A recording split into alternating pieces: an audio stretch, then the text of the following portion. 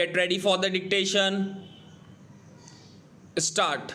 The contention of Sri Ramesh Pandey, Learned Counsel for Petitioner, is that having studied in the school for last 13 years and having secured about 89% marks in standard 10, there was no justifiable reason for the school for not granting admission to the petitioner in class 11th. Not taking admission of the petitioner in standard 11 is an act of high-handedness and arbitrariness. The father of the petitioner approached the district magistrate, who ordered an inquiry into the matter, wherein it was found that the principal had acted in a high-handed and arbitrary manner. Therefore, an explanation was called from the school and directions were also issued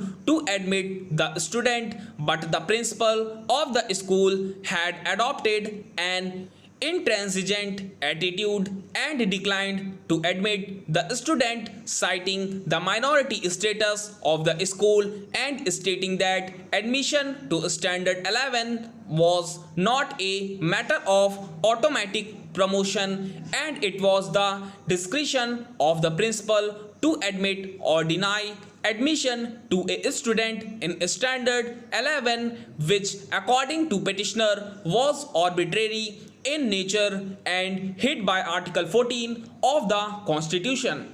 The direction of district authorities had also been ignored by the principal. Sri Jaideep Narayan Mathur, learned senior advocate appearing for opposite parties 8 and 9, submitted that the school was a private minority unaided institution. The admissions up to standard 10 were as a matter of right as they were in the nature of promotion from lower standard to the higher standard. As far as the admission to standard 11 was concerned, it was not as a matter of right, as it was not a promotion but was a fresh admission, and fresh admission forms were required to be submitted. While taking a decision regarding admission in standard 11, the principal of the school undertook a consultative process with the teachers wherein the conduct, behavior and assessment of record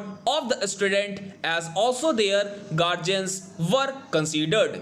In the case of the petitioner, it was found that the teachers were unwilling, rather adamant not to have to do anything with the father of the student, who had been causing enormous problem not on one or two occasions but regularly. He had problems with the ethos of the college and was not able to come to terms with it. He did not want his ward to participate in extracurricular activities which were necessary for the overall development of the student. Learned Counsel also submitted that it was not the petitioner alone but several students who had passed standard 10th from the institution and had been studying for long who had been denied admission to standard 11th. One of the students had secured 97% marks, yet he was denied admission. Stop.